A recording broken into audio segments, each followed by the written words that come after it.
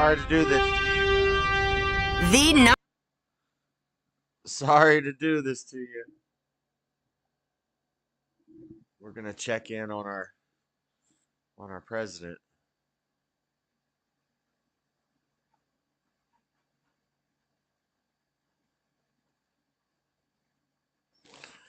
All right, where's the beginning of the conference? Alliance together. The closer you are with Europe, July the 10th. more, because we know where you are, we know where we are as other countries. No, I think that's absolutely right. And now we go into a cup final on Sunday on top of all of that. So very good. I actually I began to watch the game with the Netherlands Prime Minister, but we left at 1-1. Well, you guys are still talking to one another? We haven't seen each other since, so we'll have to see. Well, we got a lot to talk about. Thank you all for coming. Thank you. Folks, if anyone wonders whether their vote matters, remember this. This is all yesterday. Because Black America. So this is his conference that he's doing right now. So it's yesterday and today. I haven't listened to his speech yet, but the press questions at the end are pretty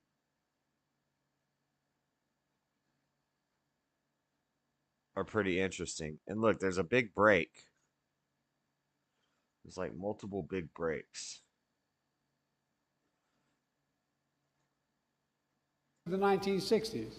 He needs big Power companies invented and manufacturing Windex, portable vacuum cleaners, and so much more, and powered by middle-class jobs. It's from May 8th. And then came trickle-down economics. Today. Cut taxes for the very.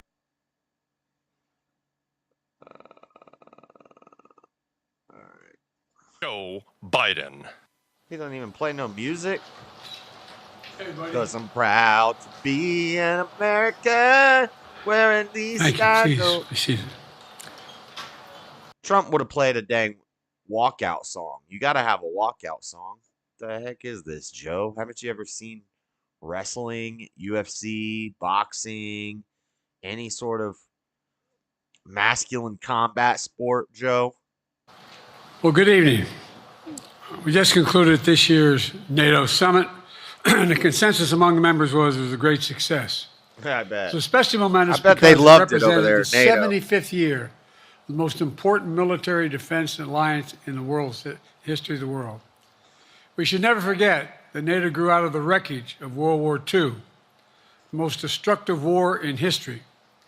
The idea was to create an alliance Allegedly. of free and democratic nations that would commit themselves to a compact of collective defense. Standing together, they knew we'd all be safer. An attack on one would be treated as an attack on all. And it's worked because a would-be aggressor knows if they attack one of us, they'll be attacked by all of us. Sending that message is the best way to deter aggression and prevent wars in the first place. For those who thought NATO's time had passed, they got a rude awakening when Putin invaded Ukraine. Some of the oldest and deepest Why did fears in Putin Europe invade Ukraine? roared back to life. Because once again, a murderous madman was on the march. A murderous This madman. time, no one cowered in appeasement, especially the United States. We collected intelligence that Russia was planning to invade Ukraine months before the invasion. I directed the intelligence community to be a significant amount of intelligence to be declassified so I could start building an international coalition to oppose the invasion. Then in February, some of you remember, I warned the world that the invasion was imminent. War on the world? I rallied a coalition of 50 nations from Europe to Asia to help Ukraine. He said he warned the world, but it sounded like he said a war on the world. That would make more sense. Defend itself. Many foreign policy experts thought, Oh, yeah. as Putin. Where's Daddy Jub? It's Daddy Jub's birthday today, so whenever anybody sees him, you have to sing a song to him. Because it is his birthday song. Massed Russian forces just 100 miles north of Kyiv, the capital of Ukraine. But he thought, Putin thought it was the mother home of Russia. The capital would fall in less than a week. But the Ukrainian people, backed by a coalition to help build, stopped them. Today, Kyiv still stands, and NATO stands stronger than it has ever been. During the week of this summit, several heads of states made it a point in their statements to thank the United States and to thank me personally for all that NATO has achieved. NATO is not only stronger, NATO is bigger because we led the charge to bring in Finland and Sweden into the alliance. And it makes a gigantic difference. Such a big help, the Swedes. Meanwhile, my predecessor Thanks, made Joe. it clear he has no commitment to NATO. He's made it clear Good. that he would feel no obligation to honor Article 5. He's already told Putin, and I quote, "Do whatever the hell you want." In fact, the day after Putin invaded Ukraine, here's what he said. It was genius. It was wonderful. Some of you forgot that, but that's exactly what he said. I call bullshit But I on made this. it clear a strong NATO is essential to American security. And I believe the obligation of Article 5 is sacred. And I would remind all Americans, Article 5 is invoked only once in NATO's long history, and that was to defend America after 9/11. I made it clear that I will not bow down to Putin. I will not walk away from Ukraine. I will keep NATO strong. That's exactly what we did. I went in yesterday and there was a television screen. I went in yesterday and there was a television screen and I said, "This is genius. Putin declares a big portion of Ukraine. Putin declares it as independent. Oh, that's wonderful." Trump said in a radio interview with Clay Travis and Buck Sexton. He used the word independent, and we're going to go out, and we're going to go out, and we're going to go in, and we're going to help keep peace. You got to say, that's pretty savvy. Okay, so he said genius and savvy. He didn't say what Biden said he said. He said genius and something else. Exactly what we'll continue to do. Now, the future of American policy is up to the American people. This is much more than a political question. It's more than that. It's a national security issue. Don't reduce this to the usual testament that people talk about, issues of being a political campaign. It's far too important. It's about the world we live in for decades to come. Every American must ask herself or himself, is the world safer with NATO? Are you safer? Is your family safer? Doesn't seem like it. I believe the American people know. The answer to all those questions is yes. And I don't think the majority of American people even know what NATO is, Joe. And when we look around and we look at the TV and we look at wars everywhere, if you said NATO's causing a lot of that, then I don't think people would be like, oh, they're making us safer. And I believe the American people understand that America is stronger because of our alliances. I don't think the I American believe the people American understand consensus much, from Joe. Truman to Reagan to me still holds today. America cannot retreat from the world. We must lead the world. We are an indispensable nation, as Madeleine Albright wrote. Now let me turn to three other key issues. Just this morning, we had a great economic That was report your opening. That was showing your inflation introduction. is down. Overall prices fell last month. Core inflation is the lowest it's been in 3 years. Told you, we've been saying this forever, that as the elections come up, prices will drop, gas prices will drop.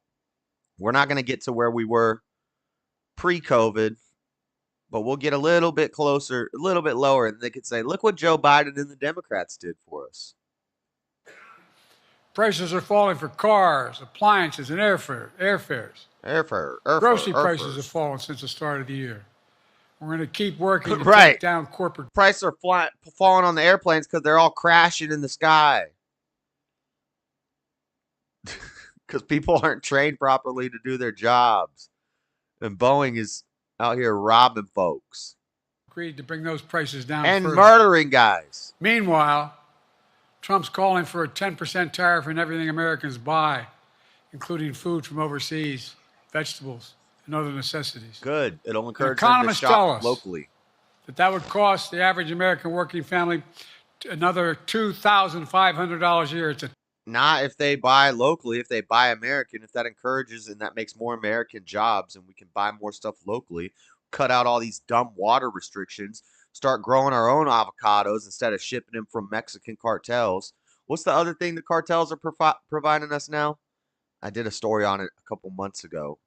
We're not just getting our avocados from the cartels. We're getting our dang something else from the cartels. But anyway, immigrants, drugs, no. Something that you buy every day, something normal. Like wheat or something. I don't know. tax What the? $2,500 a year. Second, our efforts to secure the border, southern border, is working. After Trump killed the bipartisan effort to secure the border, Republicans and Democrats had worked on, because he thought it would benefit me and make him a loser, Republicans walked away. What? So I took executive action last month. As a consequence, No, because he wanted to put up a wall, and you guys were like, walls don't work, which is the dumbest thing anybody could ever say. working with Mexico, border encounters have gone down over 50%. The current level is lower today than when Trump left office. Third, for months, the United States has been working to secure a ceasefire in Gaza, to bring the hostages home, to create a path for peace and stability in the Middle East.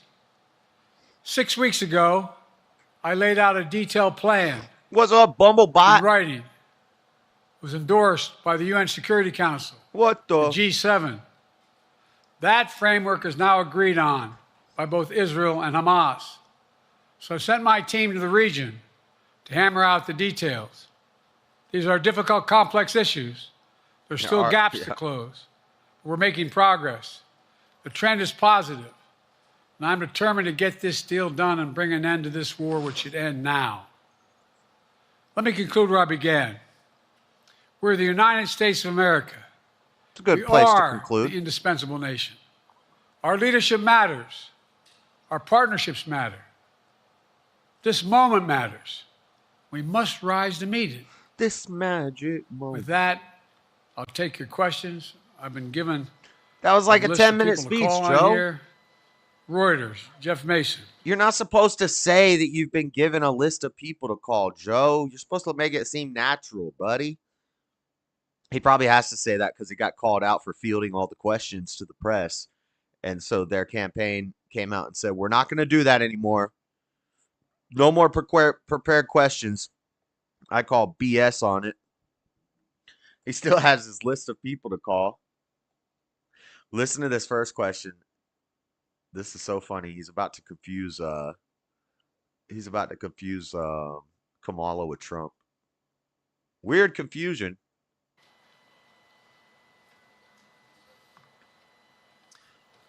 Mr. President, your political future has hung over the NATO summit a little bit this week.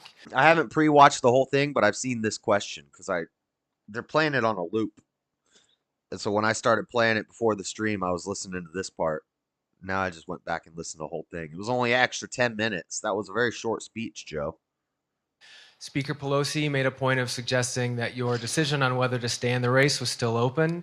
George Clooney and a handful of lawmakers have called on you to step aside.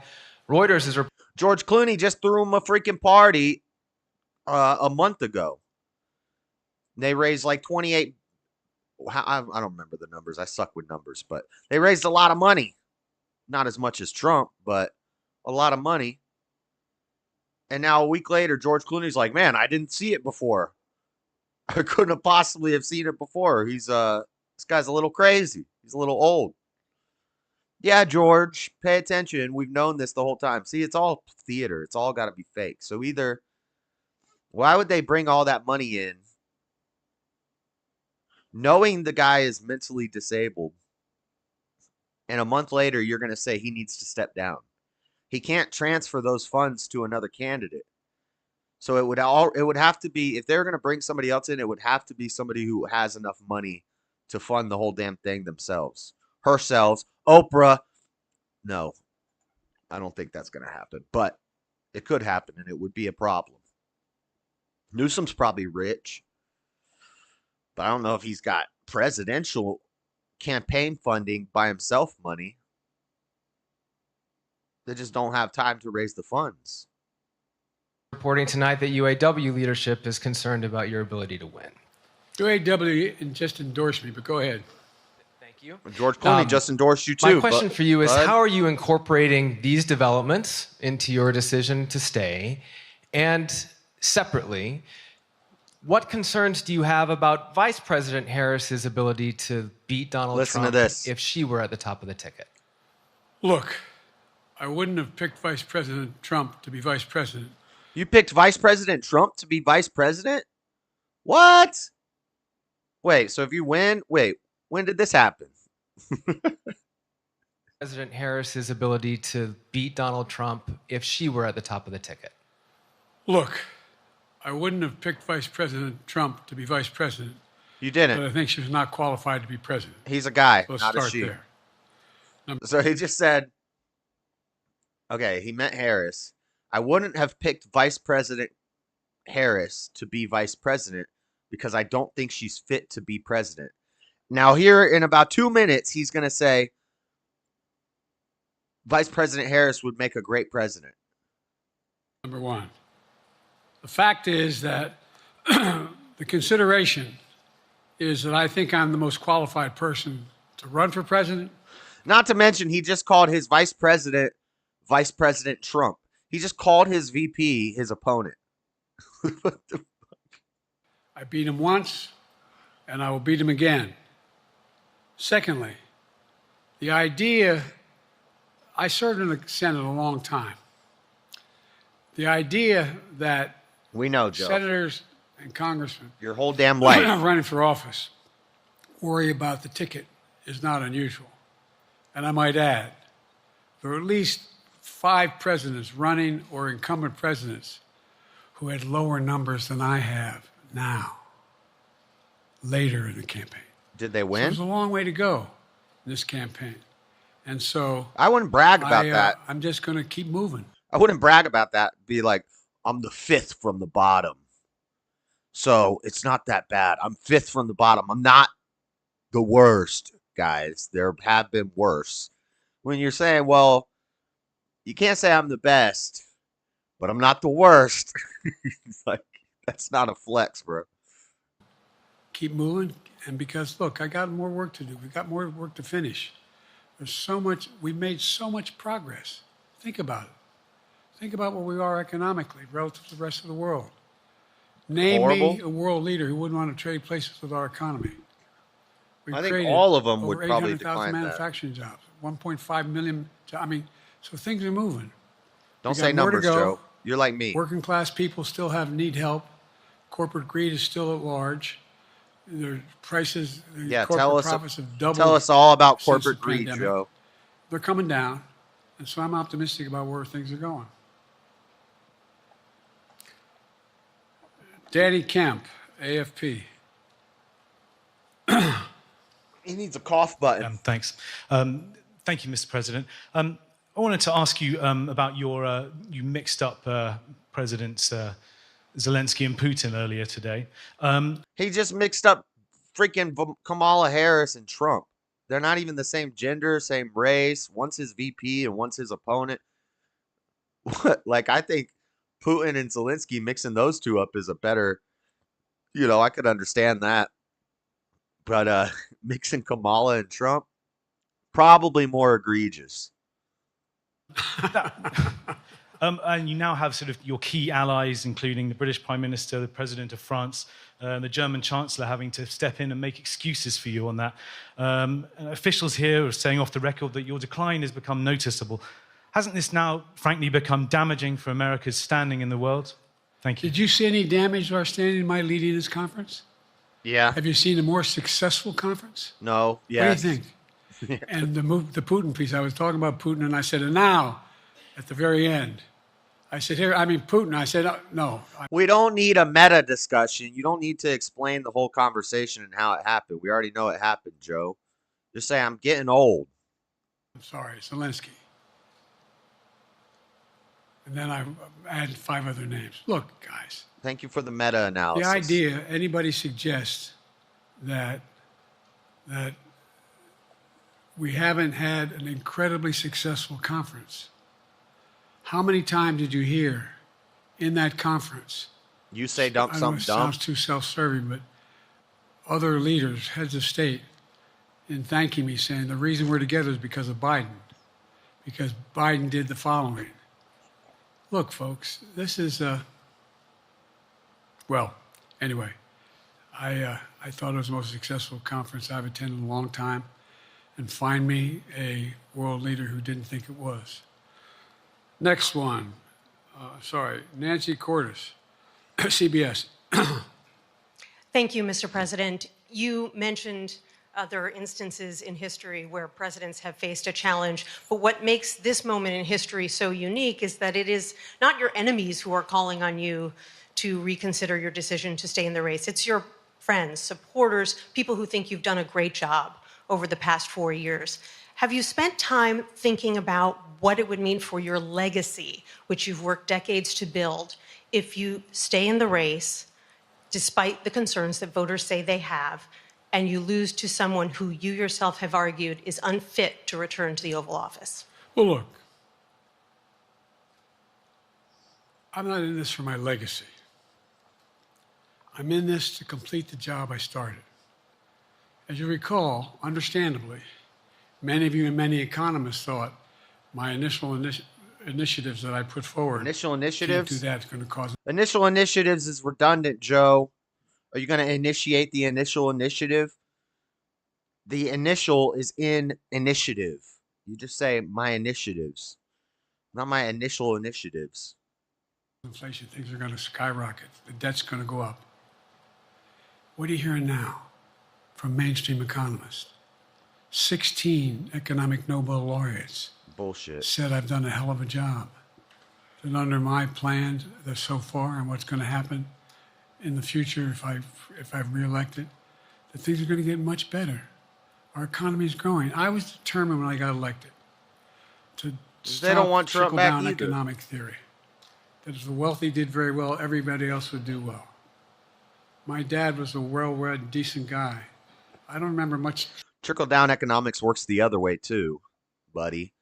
If you tax the rich more and they have to reduce labor, they have to reduce their workforce, they have to pay higher prices for their goods that they use in their production or whatever they're doing, then that handicap on the rich trickles down to the poor. People lose their jobs.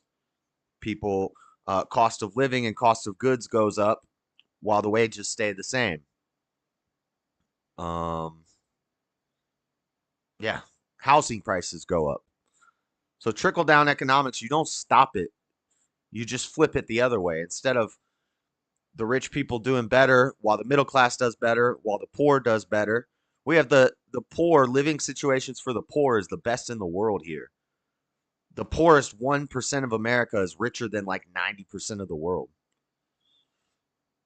Poor people in America get fat. I've watched it happen. I've watched people become homeless, and within 3 years, they're 150 pounds fatter because all they do, they don't have nothing to do all day.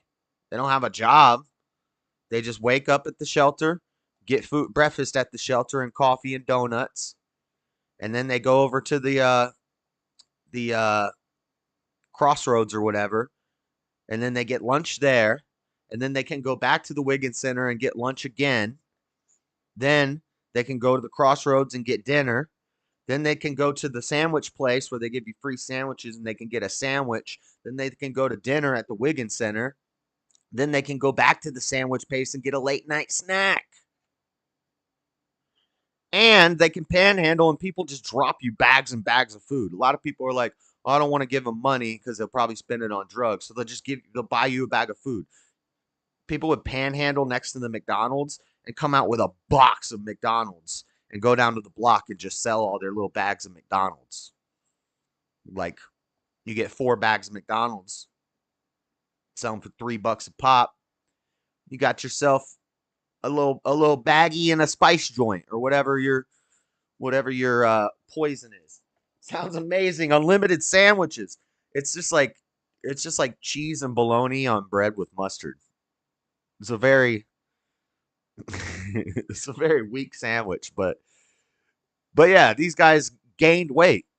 If they weren't doing drugs, I've seen that happen too. I've seen a lot of guys become homeless and they get depressed, and so they start doing drugs and hanging out with the druggy people, and they lose about 1,000 pounds in a month. I've seen that happen. But I've seen guys who didn't get into the drugs, but they just didn't know what to do with themselves. So all they did is hopped around to the free food places and the church services. So they give out food all day. And they gain like 150 pounds in a couple months. They're like fat. You know? It's also they like let themselves go. They're not working. They're just, they get depressed. And then they just eat all day. Free food. And they get fat. I've seen it with my own eyes. I know it happens. And they get food stamps. And if they're not selling their food stamps for dope, then they're just buying a bunch of like little Debbie cakes and shit. A bunch of like garbage food. Because they can't cook anything. So instead of buying like, I mean, you can. There's ways you can cook stuff when you're homeless. But for the most part, they're not cooking. So they just buy a bunch of chips and little Debbie cakes and candy. And energy drinks and sodas. They put it in their little locker at the shelter and they just eat snacks all day when they're not getting free food given to them. They get fat. Only in America do the homeless people gain weight. What was all this talking about? Oh, I was talking about trickle-down economics. You see? I brought it back. So trickle-down economics is a real thing, but you can't stop it. You just reverse it and make it, instead of everybody doing better economically, you make everybody do worse. You hit the rich. Let's, eat the rich. Tax the rich, more taxes for the rich, more regulations for the rich, more red tape for business owners and small business owners and big business owners. Well, no, we'll let the big business owners slide. They're going to survive. Walmart and McDonald's is going to be fine. Amazon's going to be fine. It's just all the mom and pop shops that aren't going to be able to handle it, and they're going to close. Hey, Josh, did the Tuesday night snore stream get booted for some reason? This most recent one?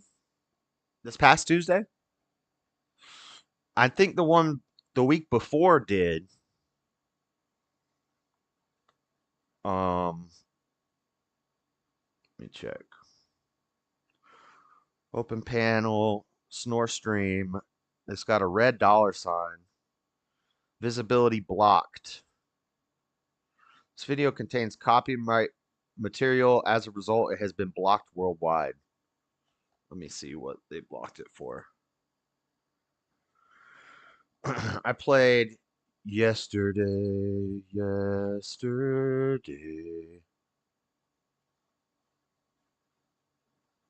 It was the Beatles.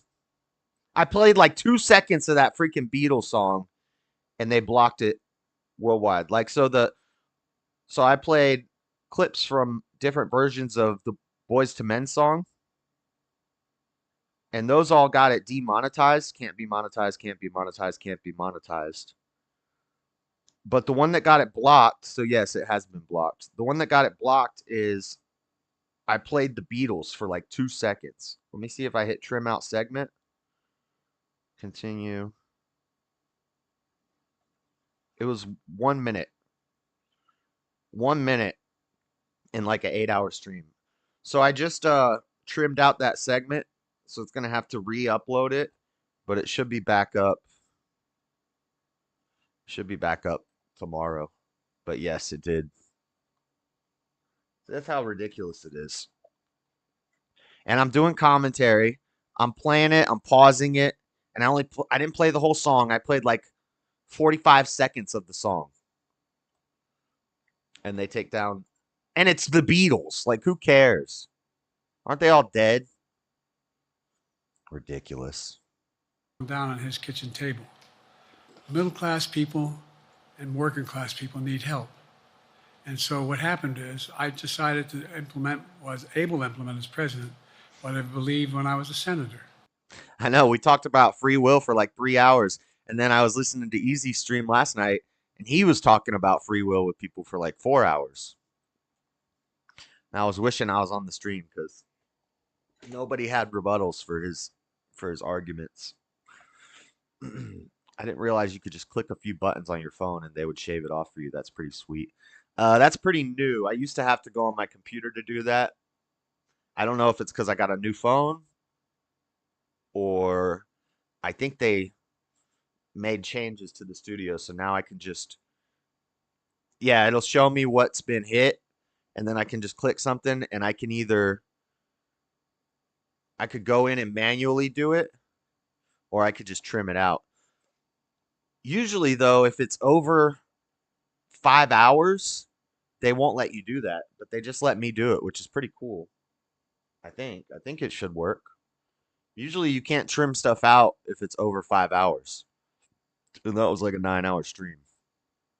So hopefully that works. And that is that the way to build this economy is from the middle out and the bottom up. That way. That's a contradiction, Joe. Economy. And the wealthy still do very well. They do fine. And guess what? You can do both at the same time? Economists have said we haven't done well. What have we not done that isn't working right now? And so we got more to do. Everything. We gotta finish the job. And by the way, I come from the corporate state of the world. Delaware has more corporations registered in Delaware than every other state in the nation combined. I'm not anti-corporate, but corporate profits have doubled since the pandemic. Doubled. It's time things get back in order a little bit. It's time, for example, if I'm reelected, still talking about this stupid pandemic. Rents are kept at 5% increase of corporate rents for apartments and the like and homes are limited to 5%. I don't even like that word. I don't even like the word pandemic. When I hear it, I cringe. It's a cringe word. Pandemic. Whenever I hear somebody talk about, oh yeah, remember the pandemic? Like, what century do you live in? What, did you survive the Black Plague? What are you talking about? Were you in the Spanish flu? I don't remember a pandemic. I remember there was a flu that went around and we shut the whole world down for it. I remember that. Changes that I've been talking about because we're going to continue to grow this economy. And by the way, remember how I got so roundly criticized for being so pro-union? Not labor, union. Well, guess what? I've been the most pro-union labor president in history. Not a joke. And guess what? He said, remember they said I was pro-union? Not labor, union. Well, I'm so pro-labor union. That's the same thing, Joe. We had the Treasury Department do a study. When unions do better, everybody does better. Commie. Everybody does better. And we talk about how, for example, remember when we talked about getting the computer chip industry back in the United States? I remember you talked about it. 40% of the industry. We invented the chip. 40% of the industry was in the United States. And former presidents decided that the best way to do it is find the cheapest labor in the world. Democrats. Send the product over there and import what the product was. Right. And then you started copying Trump. I was told not to go over to Europe. Actually, I can't say for sure Democrats are the ones who did that because I could see that being a capitalist move, like a Republican capitalist warmonger type, rhino type. I could see them shipping our work somewhere else if it's cheaper and they can profit more off of it. But Trump wasn't doing that. Trump was already trying to get the chips brought over here and the production brought over here. And then you come in and say, we're going to do the CHIPS Act. Like it was an original idea. Trump already had that idea, Joe. You stole it. Into Asia, including Europe, but Asia. I remember going to South Korea, convincing them to invest $20 billion in the United States to build computer chip factories. And I asked why when they finally decided to do it. And the answer was because you have the safest economy in the world and you have the best workers in the world. So the whole idea here is we've invested, there's over $50 billion in investment in computer chip manufacturing just coming into being. None of you thought that would happen. None of you thought that would happen. Who? But it's happening. It's happening. Yeah, I thought it would It's happen gonna when grow Trump said he economies. was going to do it. All through, and by the way, red states and blue states. Matter of fact, there's as much in red states as in blue states. I've made no distinction. So my generic point is that the idea that we course. can't The money's all green to continue you. to build and grow the economy, make it fair.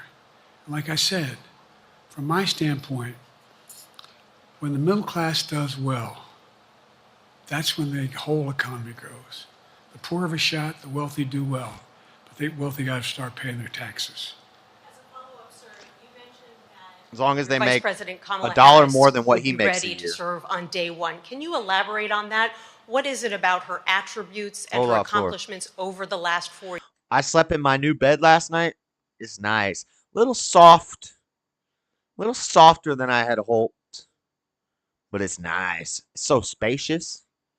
So spacious. I can just like open up and just lay wherever I want.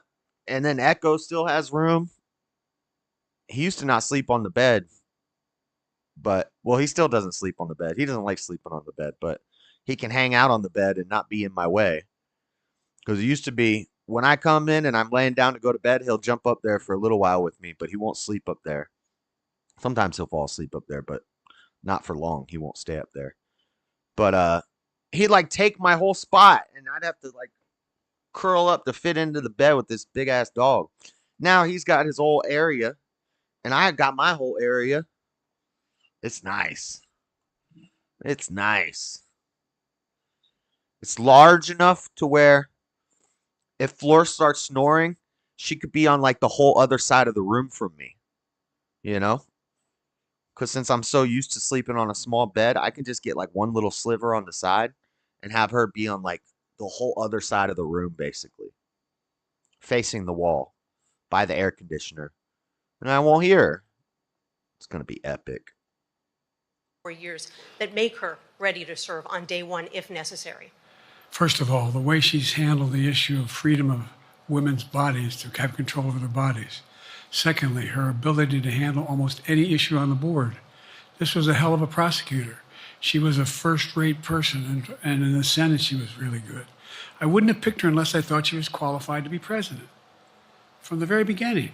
I made no bones about that. Her phone call. What is she, the dang little panel hopper, show caller all of a sudden now? This is always what happens. You see? I'm a bad example. I've got Flor addicted to freaking the internet. That was not my intentions, Flor. You shouldn't even be on the internet. It's not a place for ladies. Now she's hooked. It's gonna be problems. She is qualified to be president. That's why I picked her. Felicia Schwartz. Look, Financial hey, Times. look, he just said it. She's qualified to be from the very beginning. I made no bones about that. She is qualified to be president. That's why I picked her. Okay. He just said like 4 minutes ago when he confused Trump with Kamala, he was talking about Kamala. He said, I picked Kamala to be vice president, but I wouldn't have picked her to be president. She's not the president. She's the vice president for a reason. And then he just said, I picked her because she's qualified to be president. This is so, oh my God. Felicia Schwartz, Financial Times. Thank you, Mr. President. Presidency is the most straining. She better not have called me tender again. Ain't no tender around here. Ain't nothing tender about it.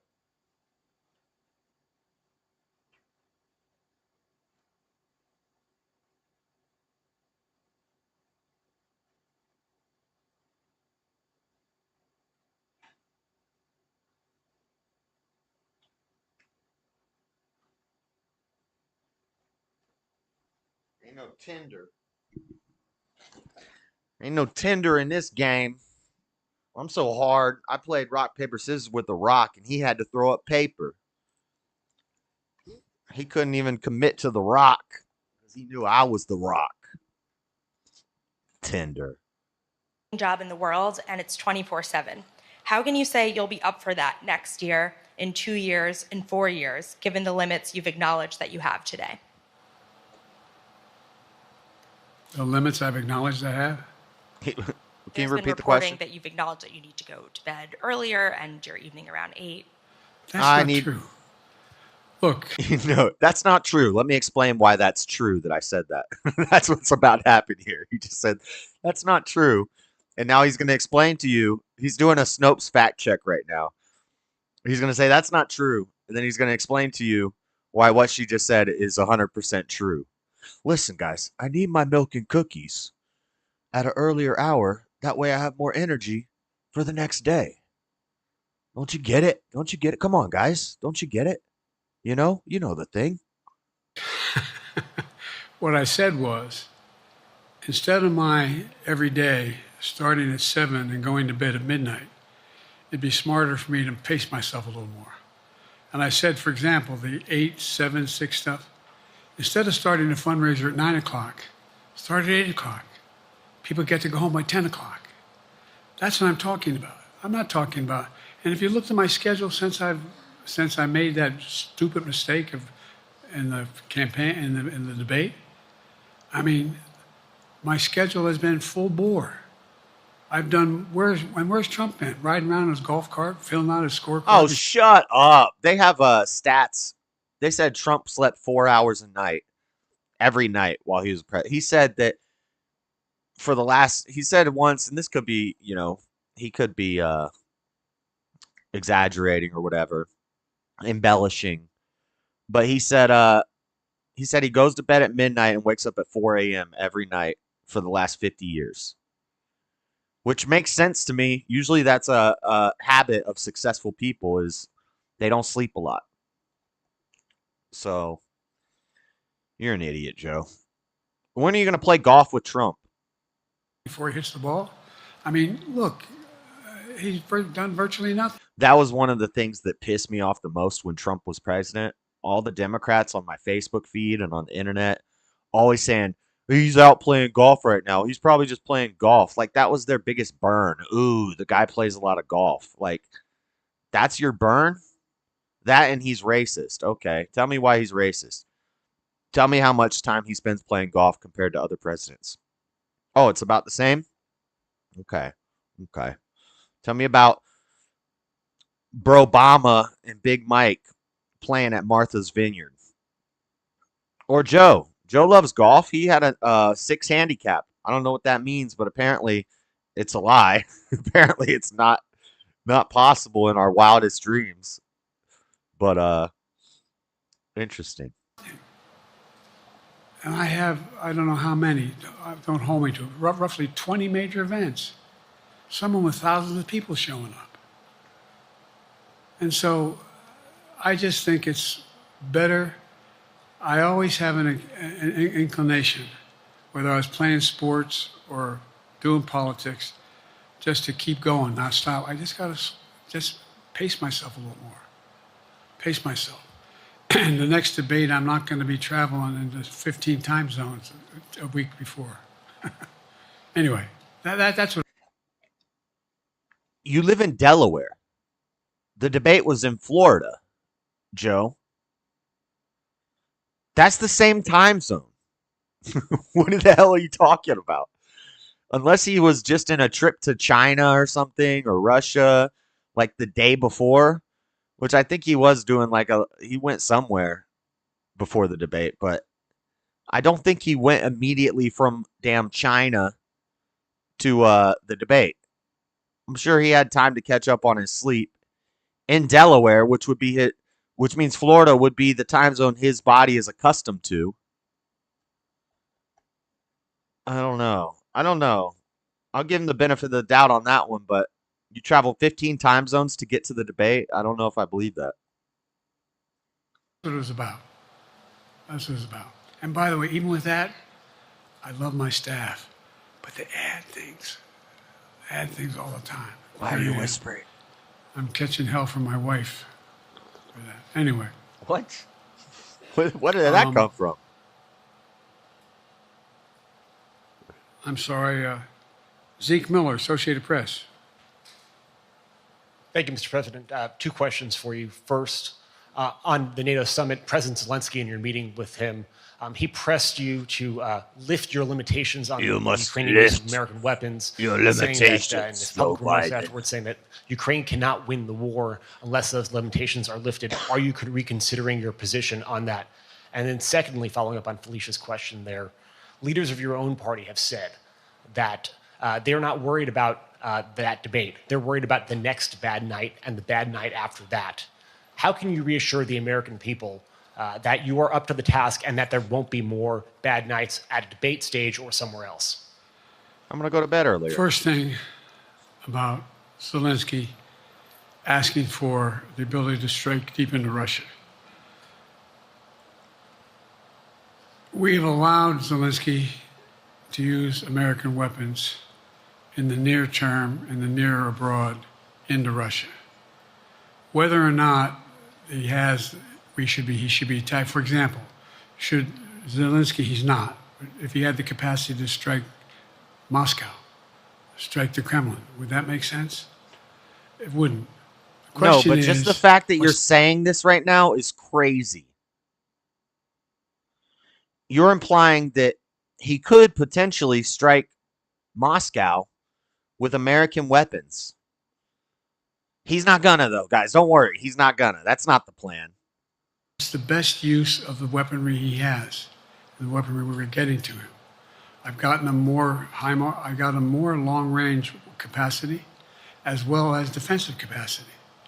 And so our military is where I'm following the advice of my commander-in-chief, the chief of staff of the military, as well as the Secretary of Defense and our intelligence people. And we're making a day-to-day basis on what they should and shouldn't go, how far they should go in. That's a logical thing to do. Second question related to... No, it's not.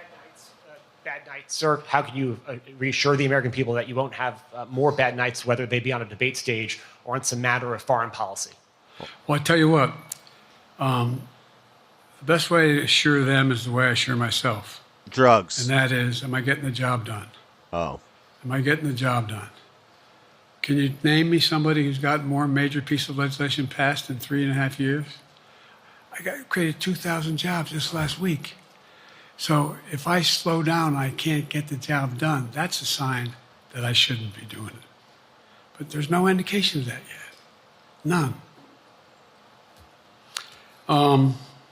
Who I got here?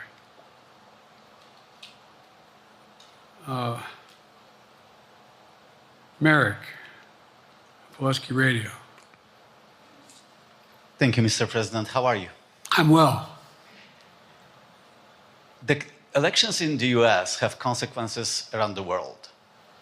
You have pretty high standing in Europe. I just asked President Macron. Yeah, they love him. You, and he said we are happy to have him as the president of the United States. Of course they are. But there is a concern. The rest of the world loves him being our president. Many people in Poland and across Europe are worried that the former president may win the election. And there's a lot of concern. You don't want the rest of the world and your enemies to be happy with your presidency. There's a reason they don't want Trump back in. There's a reason they don't like Trump. Because he makes America great again. He makes America strong again. And the rest of the world doesn't want that. They love Joe Biden. That's not a good thing. That's not a good thing. That Donald Trump may weaken NATO, stop supporting Ukraine, or push Ukraine to give up territories to Russia. They're correct. And yourself was warning just a few minutes ago about it. So my question is, do you think that Europe will be left on its own if Donald Trump wins the election? And what's your advice to European leaders to prepare for possible US disengagement? Well, look, I think, how can I say this without sounding too self-serving?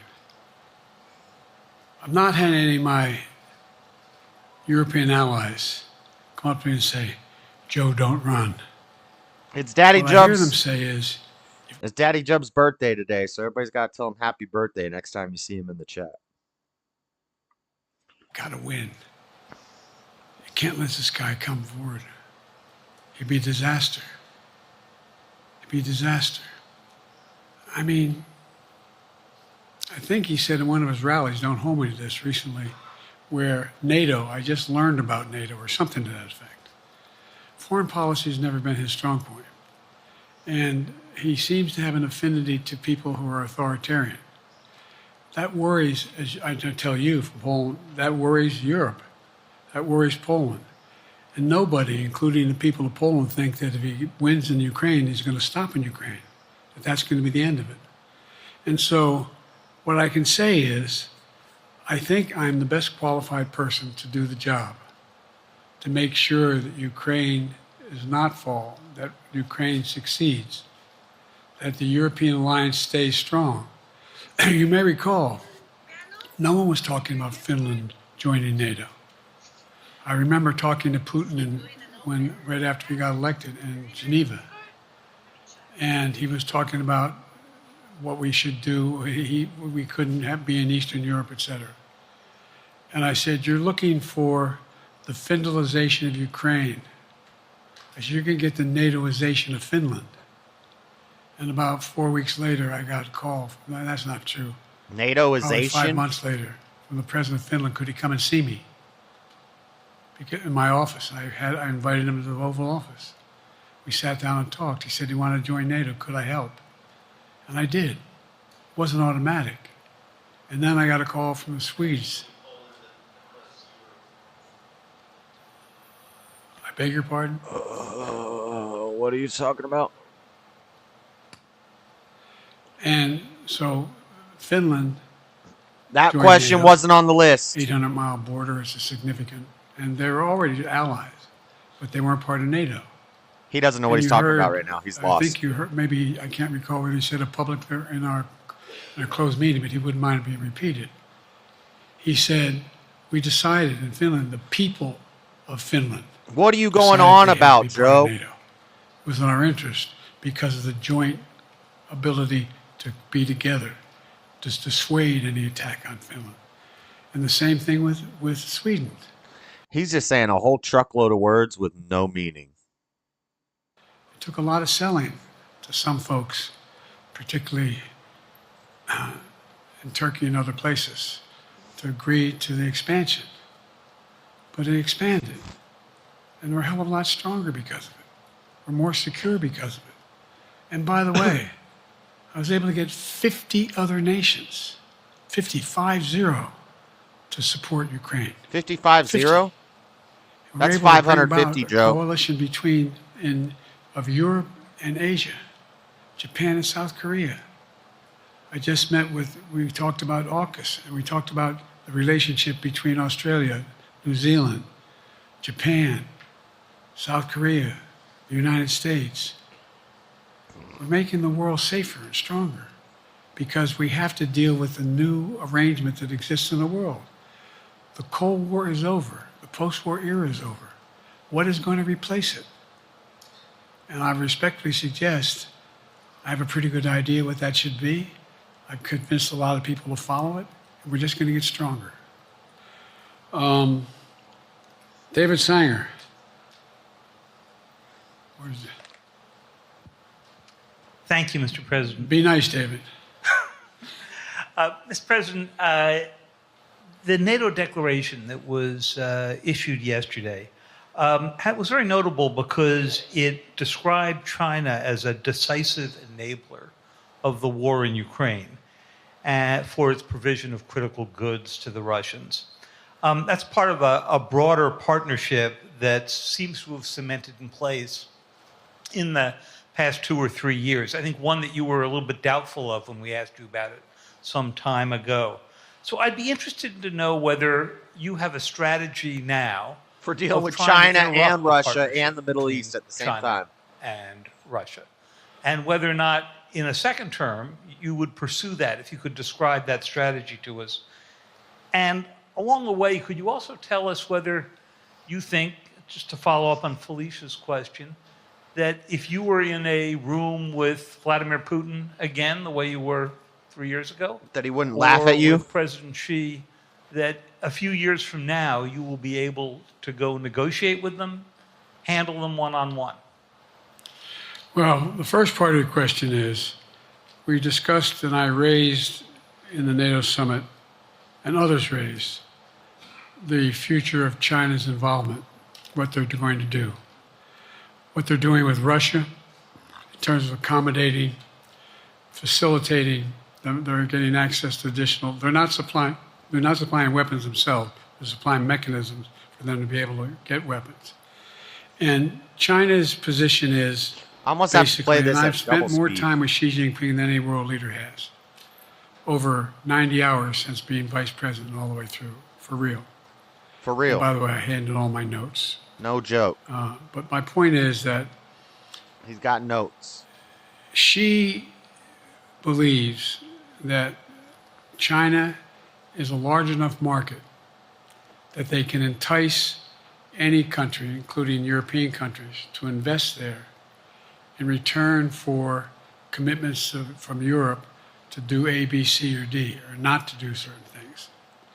What's happened is we had a long discussion about what we cannot, we have to make clear China has to understand that if they are supplying Russia with information and capacity, along with working with North Korea and others to help Russia in armament, that they're not going to benefit economically as a consequence of that by getting the kind of investment they're looking for.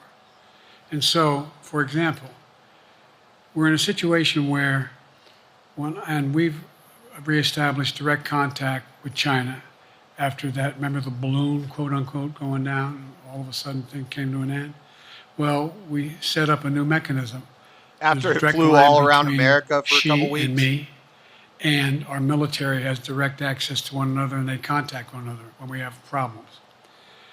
The issue is that we have to make sure that she understands there's a price to pay for undercutting both the Pacific Basin as well as Europe, and it relates to Russia and dealing with Ukraine.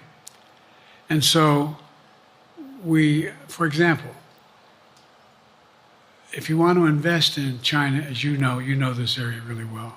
If you want to invest in China, you have to have a 51% Chinese owner. You have to make sure that you do by their rules. And you don't have the authority, and you have to provide all access to all the data and information you have. There was a while there, as you recall, the last administration and other administrations, where the access to that market was enticing enough to get companies to come in. What was she talking about on her? Who'd she call? What was she talking about? Who'd she call? What's she talking about? Access to over 1 billion people in the a market, not 1 billion, but a lot of people in the market. And so they were doing it. But that got curtailed when we started saying we're going to play by the same rules. What are you talking about, Joe? The idea they don't abide by the international rules related to subsidizing products by the government funding. So guess what? They're not going to be able to export their electric vehicles to the United States without a significant tariff. Others are doing the same thing around the world. But it is a concern. It is a concern. He just said a little while ago tariffs were a horrible idea from Trump. It's the exact same thing that Trump said. This is so stupid.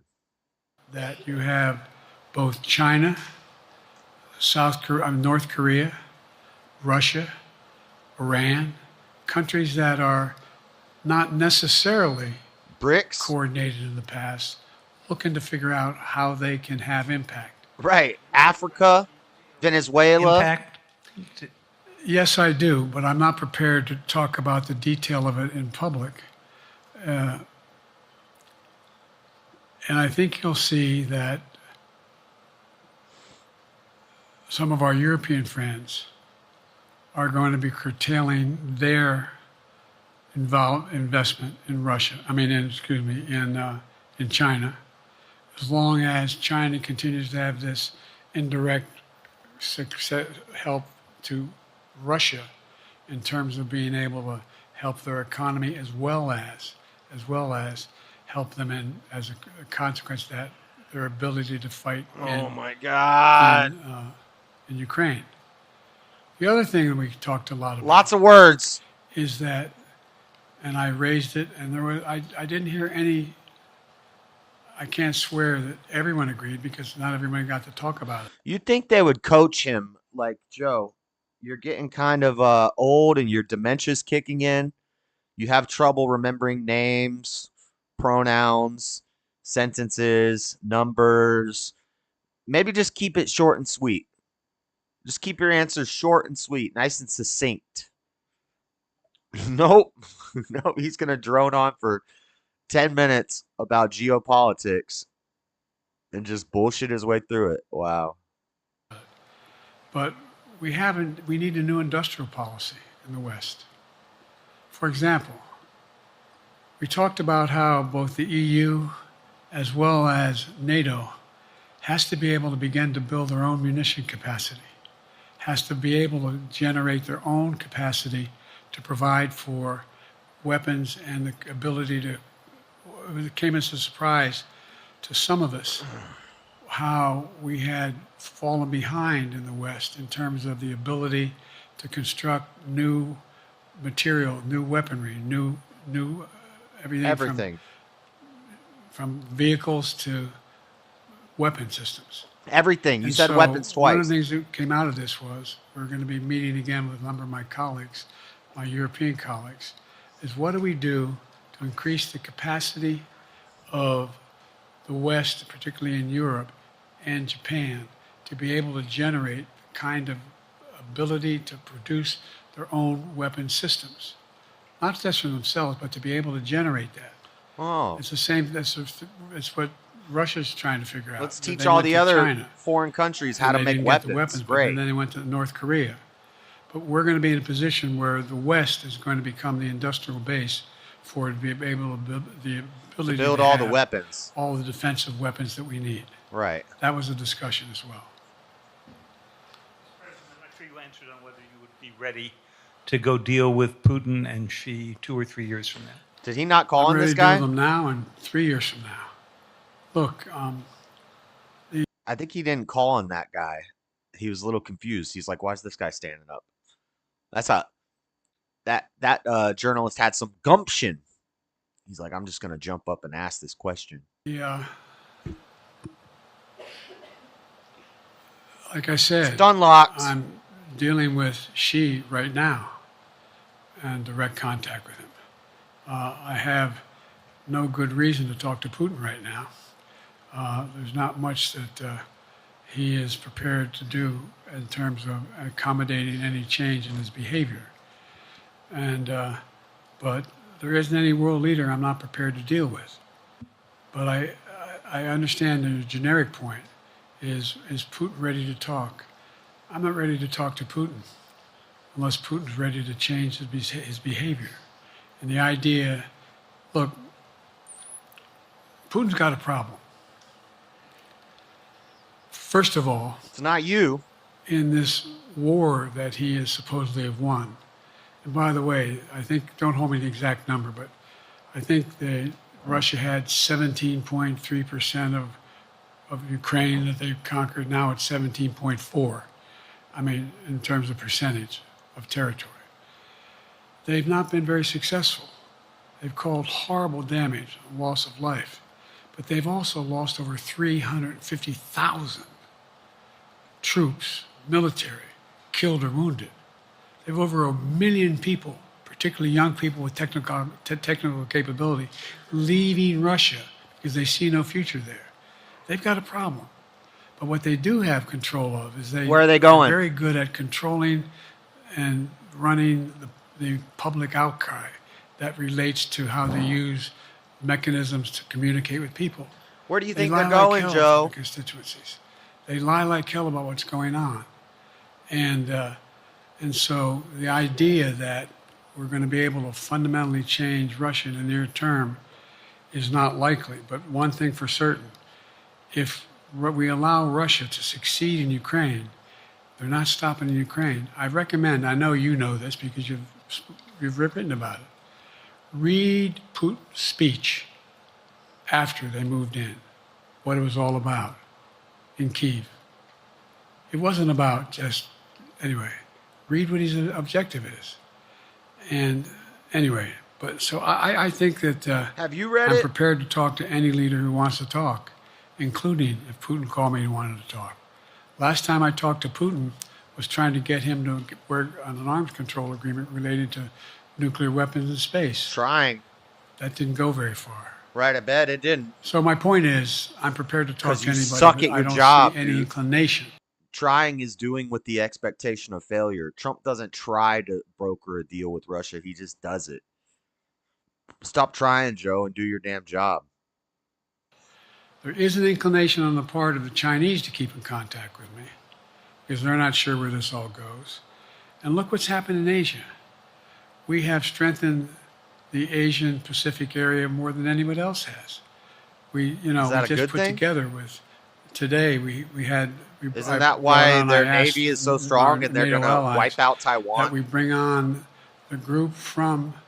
Right, like China's navy is like the greatest navy on earth, and they could take Taiwan in a second, just like Russia could take Ukraine in a second. But it'll be another endless war. If Joe Biden gets in again, it'll be another. We gotta send weapons to Taiwan. We gotta help Taiwan. The South Pacific, Australia, New Zealand, Japan, Australia. I already mentioned Australia. Yeah, you did. And I met you do that a lot, twice Joe. now, I think, with the 14 leaders of the Pacific Island nations. And we've slowed down what's going on there. We've slowed down China's reach. Australia, there's a lot of work to do. Asia, this is a moving target. China, Asia, Australia, and Russia, and Asia, and Australia. Sam from NPR. Thank you, Mr. President. Told you China owns Australia now. I have two questions. Earlier, you spoke about the ceasefire plan between Israel and. If Australia is real, it's just a part of China now. Hamas.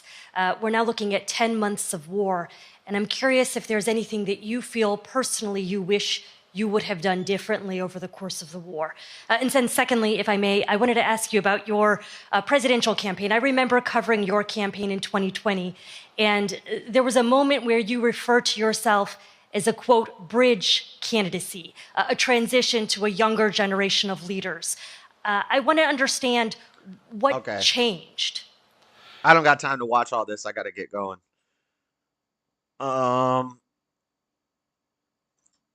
Just wanted to get some laughs, see what how Joe Biden's doing. The new Eminem album comes out at midnight tonight, I think. Apparently, it's a concept album that needs to be listened to from the beginning to the end. So the whole album tells a story, and you're supposed to listen to it from the beginning to the end. If I can do like a listen party and break down all the lyrics, it'd probably get taken down for copyright if I just played the whole album all the way through. So I'd have to pause it, slow it down, and really go through each song slowly. But maybe I'll do that. I know you guys don't like that, but I don't really care. Because I'm pretty excited for this album. It's coming out on Daddy Jub's birthday. Happy birthday, Daddy Jubs. This song is for you. This is your birthday song. It isn't very long. There you go. Happy birthday, Daddy Jubs. All right. I'm going to go. Enough of Joe Biden. Sorry for putting you guys through that. Sorry for torturing you with that. But I would send you over to a different stream, but I don't know how to do that. I don't know how to do all that. I think Easy's having a stream, but I think it's members only. So, hey Josh, come hop on John's panel. I got to go to work right now. I'm on my way to work. Can't do it. Can't do it. But I'm surprised I would be welcome on his panel. Because he said he won't ever come to mine again. I don't know why. I guess it's I don't know. It's either because I'm evil or because Jalen was rude to him.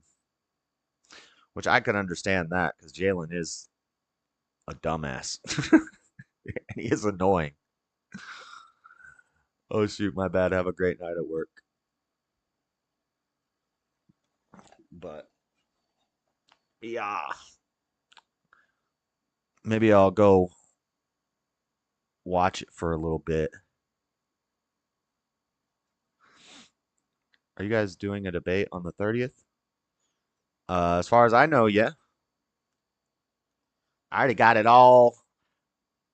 I already got my whole opening statement pretty much rough draft written. Just got to work out some kinks in it. Oh, yeah. But I don't have to talk about this one much because I probably talked about free will more than any other thing, more than any other topic. But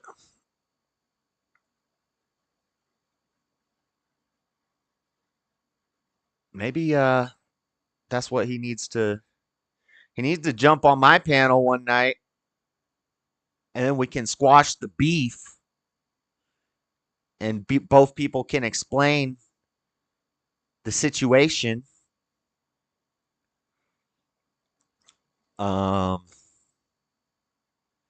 Before it happens. Or, we don't and we just do the debate. So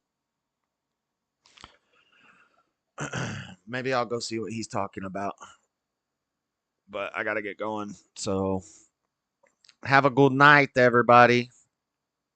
I'll see you later.